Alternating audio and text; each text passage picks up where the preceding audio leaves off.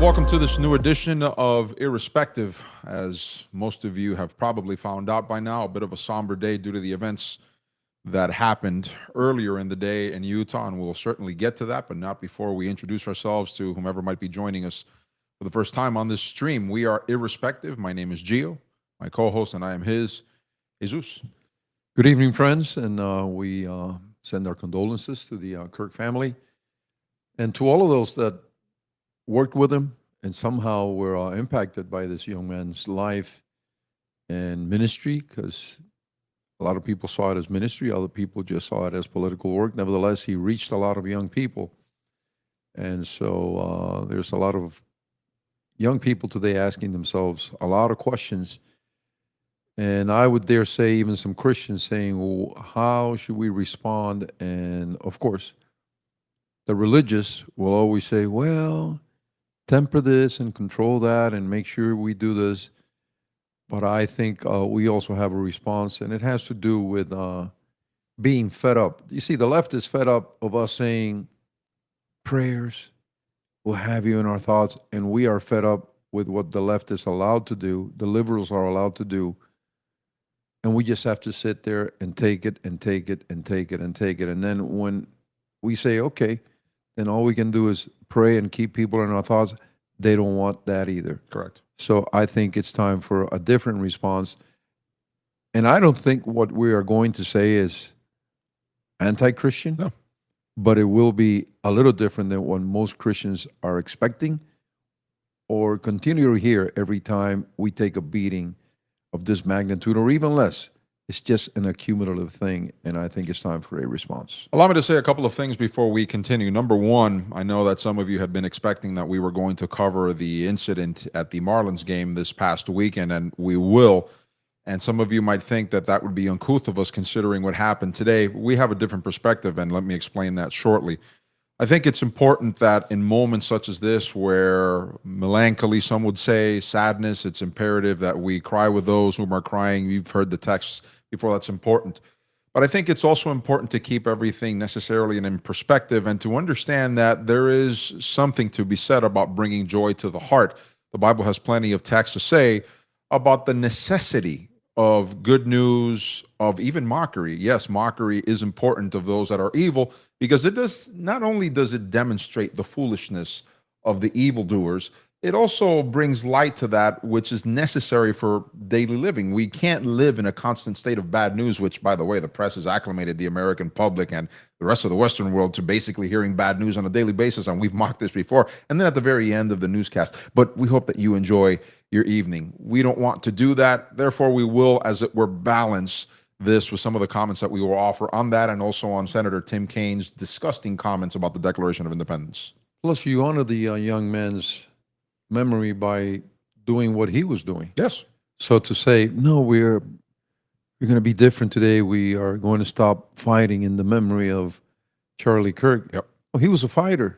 And so we'll have a few things to say in a couple of seconds, but we will continue to fight in the way that God has shown us that we should be fighting the good fight of faith. So we're not pulling back. We're not going to change who we are due to certain expectations and whatever the mainstream has acclimated the people to expect from them, because let's face it, there's also a lot of false tears out there today. There are those whom are seeking attention over these matters, but we also felt it necessary to offer our perspective, our comments on the matter, being that since this is something that hits close to home, not that we were related to him, not that we knew him, but this is a brother in the faith according to his own declarations and his own deeds. Additionally, this hits closer to home because we ourselves have necessarily had certain experiences due to speaking the truth. So those of us that have suffered in some way, shape, or form a level of persecution, whether from outside the church and even inside the church for being truth tellers, we're not saying that we've had a death in the family or anything like that. We don't want to belittle Charlie Kirk's death, but there is something to be said for those that have fought in the trenches and have suffered loss because of that, and giving those people, as it were, space to say a thing or two about these things, because there is, as it were, experience in that domain. Well, thankfully, I'm still here, but Connie and I, my wife and I, were having conversations today after the news broke. I've had my life threatened before. So On various thankfully I'm here. occasions. Yes. but I know what it feels like to get a phone call or for somebody to leave a voicemail or send a letter threatening your life. And so when you speak truth to power, this is the way the liberals like to call it. Yep. When you really do this, some people, the only way that they can shut you down is by shutting you down. Right. Let me say my own words on the matter first, and then you can take the floor, as it were, or interrupt if you find it necessary. Number one, I know there are those of you that have watched these episodes whom have said, Gio, but you've criticized Kirk in the past over disagreements. Yes. But I think it's important to bring into perspective that I may have my theological and political disagreements with Kirk, but that still doesn't diminish the fact that today a husband, a father, a son's life was taken. And at that point, you put the human thing to do, the Christian thing to do, is to put aside, as it were, those differences in the name of honoring a life that, by most accounts from people that knew him, he ran the race properly. And besides, according to those that knew him, and according to those that didn't want the spotlight and knew him, this was a sincere believer in Jesus Christ. And Jesus tells us very clearly that we ought to mourn with those that mourn, and we ought to rejoice with those that rejoice. And today we are mourning with the Kirk family over the loss of a brother in Christ. On the other end, this is one of those things where the word bittersweet is actually very proper, for the reason being that, yes, in Christ we know that we die in the mortal body, and there's a sadness because there is a temporal separation, but at the same time there is a sweetness in his understanding that we will see our brother in the not too distant future in heaven. So that's why these moments for Christians are necessarily bittersweet, but it is not, as Paul writes, something where we are absolutely despondent as the world is, they knowing intrinsically and inherently that there will be a separation that will be forevermore. Not so with believers. Having said all that, I think it important to bring about this perspective now and looking at this from a 20,000-foot view. This was a young man whom spent his career in the spotlight trying to convince people to chat about their disagreements, to air their grievances with political differences with those across the aisle, but to have these debates and to have open and honest debates. Now, there are those whom have followed his career a little bit closely and say, well, Gio, he might have had a bit of a sketchy record on some of those issues. I understand all of that. We can get into the minutia of that maybe in another instance. Today is not the day to do that. However, you must admit that the man did something. There was a phenomenon that was spreading across college campuses in the United States. And besides, you can't, as it were, begrudge the young man for actually doing something. He took the actual steps to try to counteract the ever increasing indoctrination towards leftism, atheism in college campuses. He actually tried to do something about that, and his efforts must be recognized. And he was succeeding. And obviously, people found him dangerous enough to try to take his life. I saw a couple of comments today on social media which are very, very, very succinct about today's events, and it is this: he tried to convince people to talk about their differences, and they shot him for it. That is a very sobering phrase because it gives you an indication of the type of enemy, and yes, I will use that word intentionally, with the type of enemy that we are dealing with. There are those who continue to operate with the thought process that says, I think we can enter into a dialogue with a certain element of those that are across from the aisle or are from a different political divide, and that the disagreements will just end there, and when we later on we can just go have a beer together and sing kumbaya. Folks, we're talking about a contingent that throughout history, especially from the 20th century and on, have showcased themselves that they are more than willing to shed innocent blood, as was evidenced today, as was evidenced previously when they almost took President Trump's life on 2 separate occasions. They are more than willing to shed blood to get their political ideas across the finish line. They will do so. They have done so previously. If the Bolshevik Revolution didn't prove it, because a lot of people they don't know that history, the Bolshevik Revolution didn't prove that. If the Maoist Revolution didn't prove that, et cetera, et cetera, et cetera. If communist revolutions in Latin America and other places haven't proven that, then I'm hoping that in a sense this would necessarily give you the perspective that there are certain persons that no matter how much you try to rationalize with them, there are certain individuals that no matter how much you try to plead with them to be reasonable, they find no other way to get their political point across other than to shed innocent blood. The first point that I I want to mention something because you brought it up. Is so what's wrong with disagreeing with a brother in Christ? I think some people are stuck with the fact that you said there were points where I disagree with Charlie Kirk. So if you flip that, that means that there are points that he disagreed with you. Sure. But it seems like Christians are not allowed to disagree. So how do we get to a better place if we have a couple of different understandings to what might be a biblical principle, and maybe it's not even important, but nevertheless we disagree? How do we get to a better place if not first through disagreement? We don't have to go to blows over that.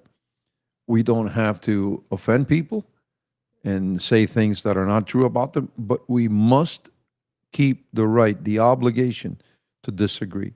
And so that in And no, that has to be protected. absolutely, and that in no way, shape, or form says that you dislike the brother, that you thought little of the brother. To the contrary, we are saying what we're saying. We are doing what we are doing because we appreciate his work.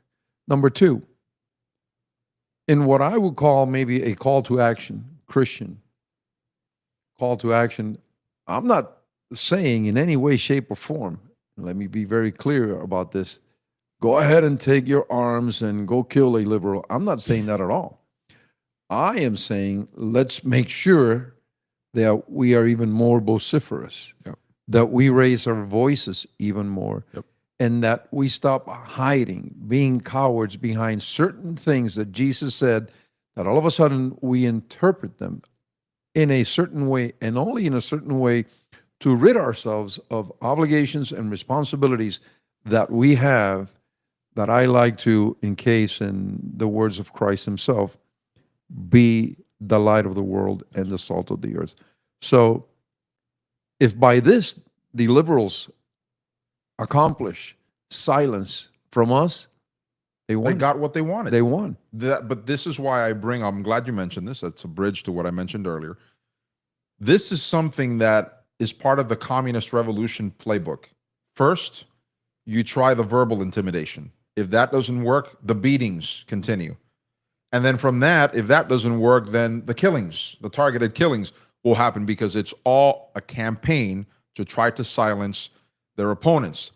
Now, I'm going to direct my comments, as I did earlier on my account on X, toward Christians whom were placing sanctimonious but cowardly comments in people's accounts, misquoting Jesus and the intents of Jesus's words when they say things such as, but we must remember, brethren, that we must be slow to do anything with respect to anger. Be angry, but do not sin. And there were others who were saying Jesus tells us to turn the other cheek. The Bible also has plenty of verses in Proverbs and in the prophets of old whom speak to the chaos that ensues and the reaction from the people of a nation when righteousness and justice are not sought after, when the innocent isn't protected. And one of my comments today was directed at President Trump and his administration because it became very clear to me that there were the typical political statements coming from the administration, and there are questions left that need to be answered because of the lack of proper governmental action to stifle the criminality that has taken over this country over the last few decades. And there have been plenty of politicians who have given lip service to it to get elected, but once they're elected, they demonstrate that they really never had an inclination to do anything about it. They just wanted to get elected on the back of law and order, of that sort of messaging. We've heard publicly from people like Trump and others that Charlie Kirk was a great friend, a close, intimate friend. This was a guy that, if you know anything about the political machinery that he built, helped a lot of the current persons in power to get into power because of the machinery that he had behind him to propel these people into power.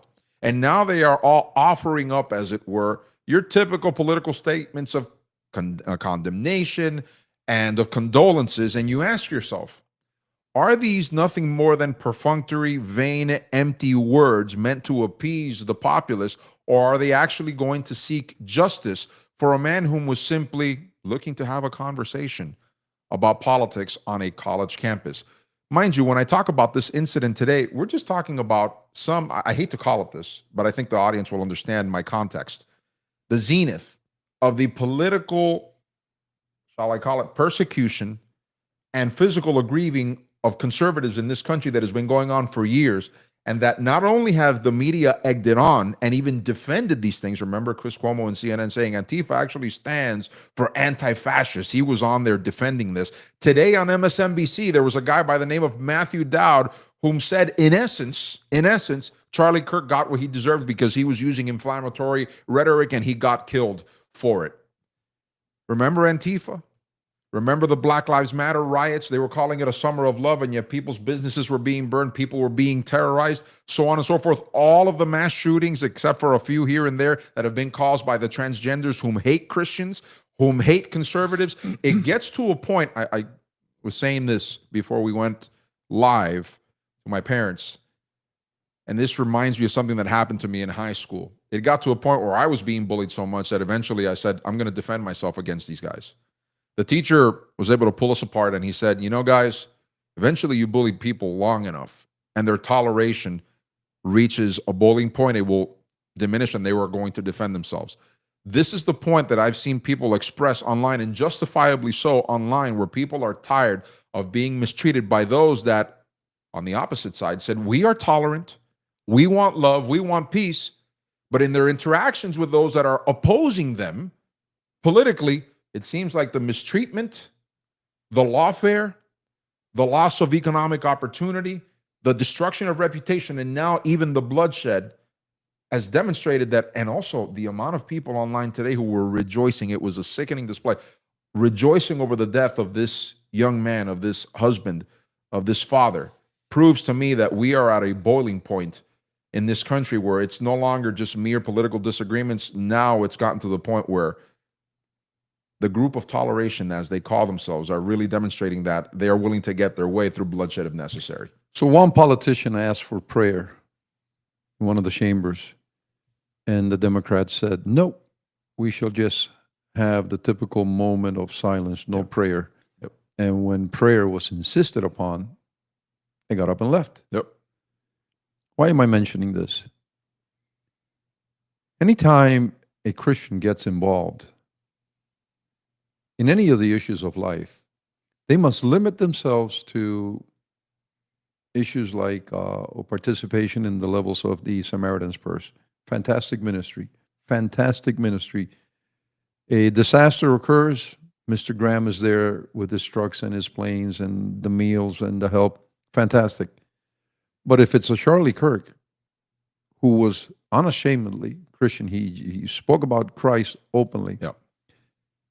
But then he gets into the political arena, and as a person, both of us, who have taken many losses just because we wish to help people see things clearly, Yep. a biblical perspective on civic and government issues, Yep.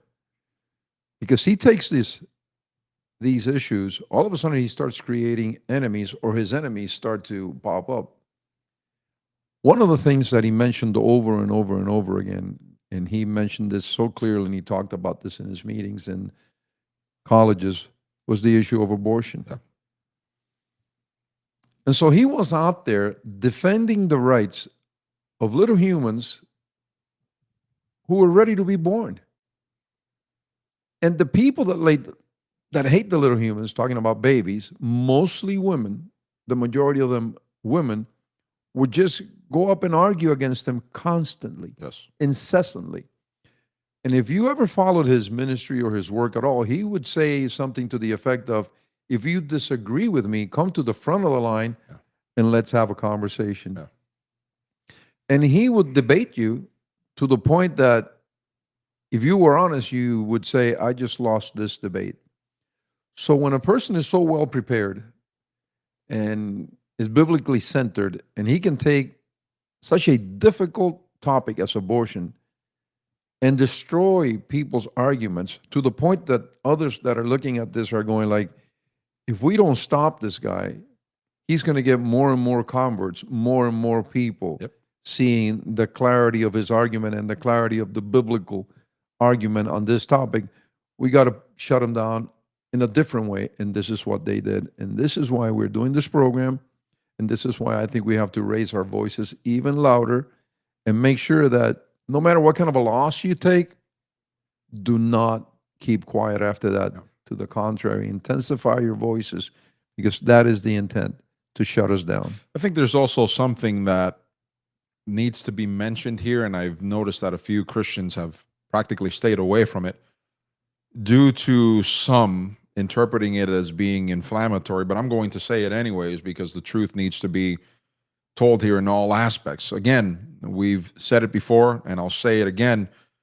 Don't expect from us to be mealy-mouthed about these things. One of the reasons that we have a clean conscience and we continue marching on with the methodology, the manner in which we proceed, is because we tell it like it is. We take the biblical principle, we basically target it toward whatever social mores are or the ideas are, and we target those biblical principles towards things that maybe even Christians will accept as normal, but in fact are actually anti-biblical. A lot of people get bothered at us with that.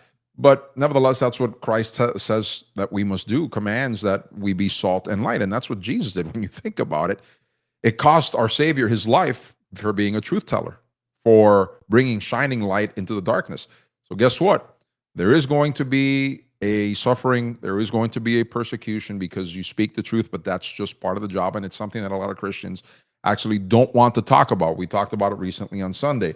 In the world you will be afflicted. I don't want to read that passage because it's not positive vibes only. Negatives in here, brother. That's right. It's negative vibes. We don't want that. Well, it didn't seem to me, it doesn't seem to us that Jesus stayed away, as it were, from those so-called, euphemistically called negative vibes, because he was just being a truth teller about what we were to expect in the world. But here's my general point. I can understand and even sympathize with those whom are angry and are frustrated over the situation. I mentioned it earlier. The Bible very clearly states, and I would encourage you to look up these passages in Proverbs, Jeremiah, and other places. The Bible is very clear. If a nation is not to pursue justice, is not to pursue righteousness, it's not to defend the innocent, but actually defends the evildoers.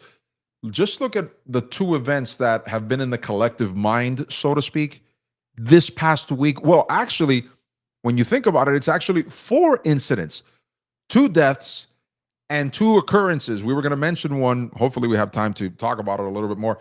The so-called Phillies Karen that happened at the Marlins game this past weekend. Tim Kaine, the senator from Virginia, in essence saying that acknowledging that our rights come from God is no different than the Iranian regime. So in essence, Tim Kaine called our founders, the one who established a system from which he enjoys, as it were, power from, in essence, no different than the Iranian regime.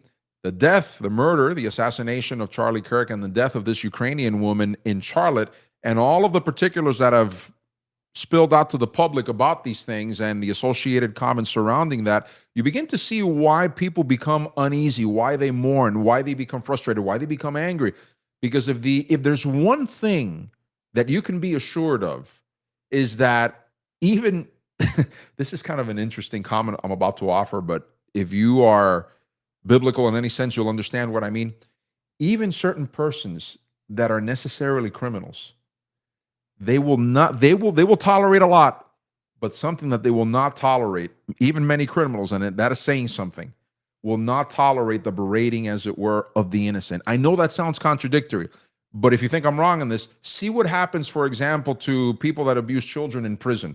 Because even the criminals will say, you know, we did what we did to adults, but when you're including children in this situation, that goes, as it were, a step beyond. I'm not calling the criminals right in anything. I'm just telling you that there's this humanity, as it were, that begins to suffer because there is this, as Jesus details in Matthew 24, this coldness that comes over the human heart, that when you see things like this and the unjust are not punished, these people are not given, as it were, their due punishment for their crimes, guess what? Chaos ensues. And a lot of times I hear Christians in the comments actually demanding for more of this chaos when they misquote Jesus, the intents of Jesus' words, when they say, yeah, but we have to turn the other cheek. We have to demonstrate mercy at the cost of peace and tranquility, and actually letting the evildoers get away with evil and the innocents suffering because of the evildoers.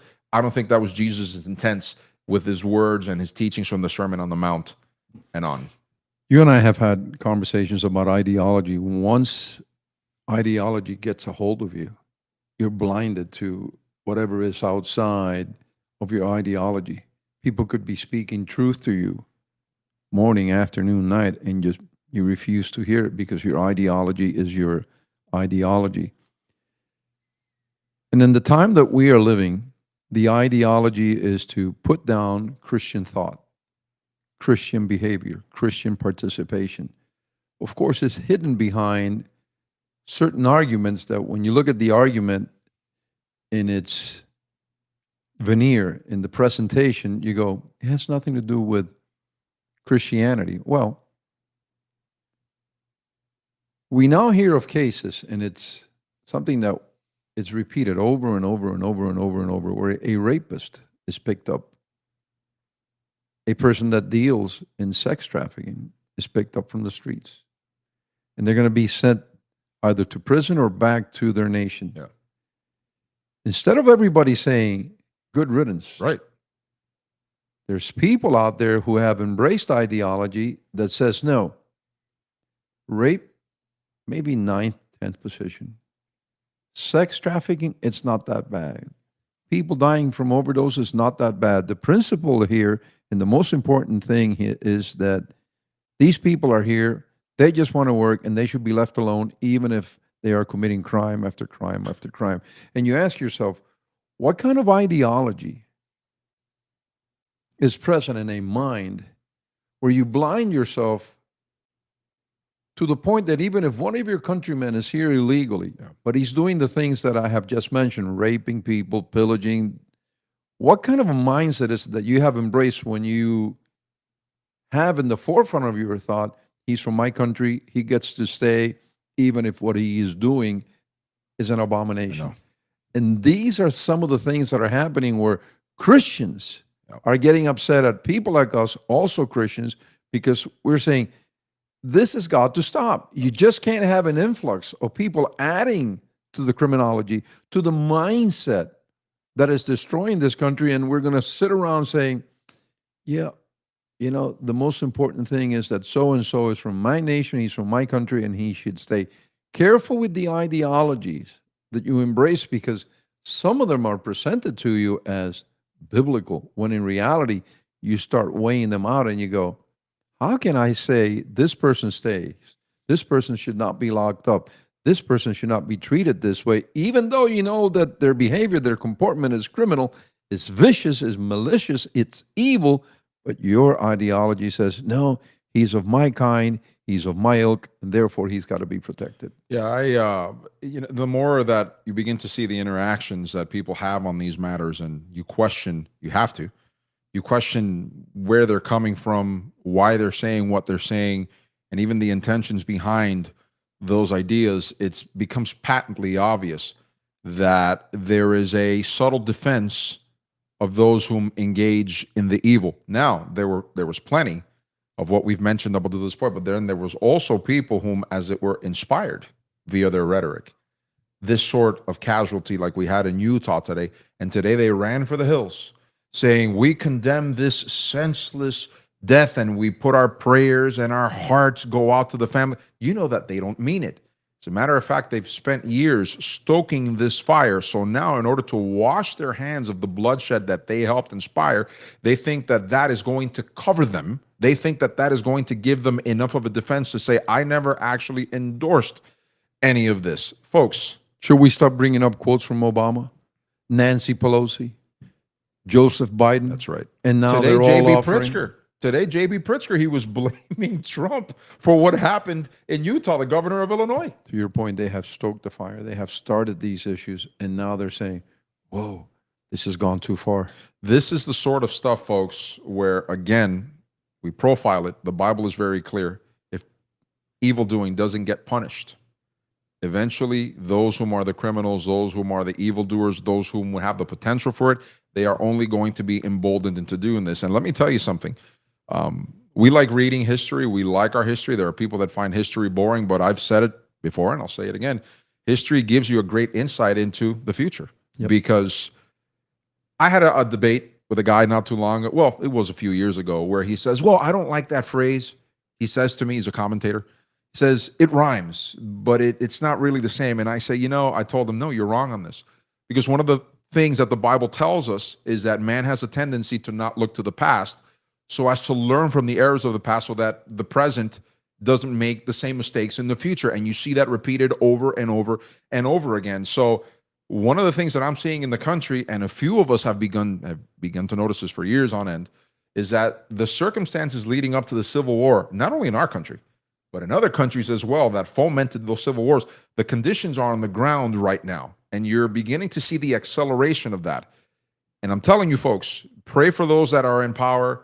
Make sure that you lift your voices. Make sure that you are heard about these things. Be fearless about this, lest there comes a point that because of our silence, because of our acquiescence, because of our apathy, and because punishment isn't demanded by the public on those that are doing the evil, this thing only accelerates. And be very careful of the attitude that goes more or less like this. I'm going to cross my arms here because all these things must happen. And therefore, if they must happen, God is willing them to happen. And there's nothing that I can do except cross my arms and throw a word of prayer or two up to the Almighty. No, we had a hunch before we began this edition that we might not be able to get to some of the other things that we wanted to talk about, but those were the things that were in our minds and in our hearts for this edition. I guess we can leave the other things for Sunday. When Christ heard that John the Baptist had been decapitated, read it, folks. Read it for yourselves. He multiplied his work, multiplied his miracles, his healings. He raised his voice even louder. And this is all we're saying. This is not the time to go, uh-oh, I think we should be intimidated somehow. No. This is the time to raise your voice, be loud, be strong, speak up, and in no way, shape, or form be intimidated. Yeah, that's simple. That's what we have for our audience on this edition of Irrespective. We do promise that we will cover because let me just give you a bit of a preview to end the episode on a happy note, on a joyful note. I know it's a somber day, but nevertheless, we don't want to leave you in this state. And we don't also want to do what a lot of media personalities tend to do. They attract your attention by, as it were, the insincere tears that they shed. I'm not calling out anyone in particular, but these people know who they are. We want to end this in a joyful note. We are bringing back, by popular demand, you guys have been demanding that we bring back our in-house chatbot, which we titled Kukamanda GPT. Some of you might not know what this is. On our channels, on X, on YouTube, and on Rumble, there is a clip where we basically debuted it a few weeks ago, where we designed it algorithmically to be able to challenge it, give it challenging tasks, and to give us, as it were, the necessary things needed to accomplish certain tasks and understand certain contexts and give us an explanation to certain things. Because, hey, the AI chatbots are all the rage now. So we decided, why don't we design our own? Interpret tongues. Correct. Interpret jive. Correct. Interpret jive. Correct. Interpret body language. Yes. I mean, this is way up cutting there. Edge. Absolutely. OpenAI, Microsoft, and Amazon have tried to knock down our doors, asking us how, what kind of money did we use to achieve this sort of chatbot? And we've told them, get away from us, go buzz off, because we're not going to give you the technology for the things that you want to use it for. So on Sunday, suffice it to say, you've seen the clips of the Felix Karen. The thing is, there were some camera angles taken from people in the stands over this woman whom was hysterical, demanding that the ball that wasn't hers, and the father that took the baseball in that home run ball, which is usually a free-for-all, and gave it to his son on his birthday. He's a bit of a Karen himself. He is a bit of a Karen, which we will have condemnation for the guy because he deserves it, especially an interview that he gave a Philadelphia television station. And his son's comments were very telling, by the way. Yes. Very telling. But anyways, not only of the family's idea, but how you can tell that there was societal influence in the way that family thinks, which we will profile on Sunday. But anyways, most people were trying to determine, what is this woman saying to this man? Because the camera angles, her backs were to most of the cameras, and the people who were around filming only took a small portion of what she said. So people have been asking, I wonder what she said. They asked the father, and he said, well, she said some very nasty things to me. He didn't get into specifics. just to give you a preview, our chatbot, actually, we asked it, and it was able to give us an approximation of what she said. Because Cucamonda is a lip reader. Yes. And so as long as we can get even a side angle of the lips moving, Yes. Cucamonda can just figure out what was said. Correct. So this, you'll have to come back on Sunday. Plus the intelligence reporters that we have just about everywhere. Correct. And people don't know about this either. Do we have anything coming up on Moron of the Week? We do. We do have also a segment that people have unsubscribed. The typical sanctimonious Christians have unsubscribed from this channel in the last couple of weeks because we have a new segment that we debuted a couple of weeks ago called the Retard of the Week. The photo of that particular segment, we actually took it of one of our neighbor's dogs. He actually posed for us. Some people have said, where did he get those teeth from? It's a bit of an overbite. Stop. Right. Come on. Exactly. You can't mock a dog that has a bit of an overbite. Correct. It's akin to fat shaming and other issues like that. Exactly. Just to give you a preview of what we're going to talk about on Sunday. Interestingly enough, we have also hired as a correspondent and a commentator for Irrespective his cousin, the dog called Coco. We have given him a microphone so that he can express his comments over Virginia Senators Tim Kaine's comments over the Declaration of Independence this past week. So that will be upcoming in the Sunday edition, 10:30 a.m. Eastern Standard Time of Irrespective. You'll want to join us. And on a serious note, Gio and I want to have a conversation with you all about the word need. More specifically, should parents be shaping their children to the point that their kids need them? What does the Bible have to say about our children needing us and us needing our kids? I think it'll be enlightening, and it will help many people make decisions as to how they will treat their kids going forward. Yes, that's a topic that we want to give an entire episode to, because it definitely has different branches that need to be explored, because some will say that's a risky subject to broach. We don't find things risky that need to be said, so we're going to broach it because the light of the Bible needs to extend also to that And it's topic. interesting because it was born out of a conversation my wife and I couldn't help but overhear. These three teachers in a particular restaurant where we were having breakfast, they were just speaking loud and talking about, now so-and-so needs me, therefore now I'm happy. And we'll explain it even more. And I think, once again, it'll be a blessing to you all. Exactly. So, folks, those are our comments, again, on the unfortunate events today that transpired in Utah. Again, our deepest condolences, and we are praying for the Kirk family and for those that knew Charlie. Certainly, interestingly enough, also in the light of all of this, it's kind of interesting that some people think, well, by shedding the blood of my enemy, I'm basically going to kill his voice. They actually immortalized the young man in one way, shape, or form. Those are called unintended consequences that certain people just don't think about before they take actions like the ones that were taken today. So, again, we continue to pray, and we encourage you also to pray for the Kirk family. Hold them up for our brother in Christ, our deceased brother in Christ, well, sleeping brother in Christ, Charlie Kirk. We will return again with a new edition of Irrespective on Sunday, 10:30 a.m. Eastern Standard Time. If you have not yet subscribed, please do so. Click on the notification bell and the thumbs up and share the content with others. Until the next occasion that we gather, we hope that you have a good rest of your evening and the rest of your week. Again, Sunday, 10:30 a.m. Eastern Standard Time for the next edition of Irrespective. Until then, may the Lord shine his face upon you.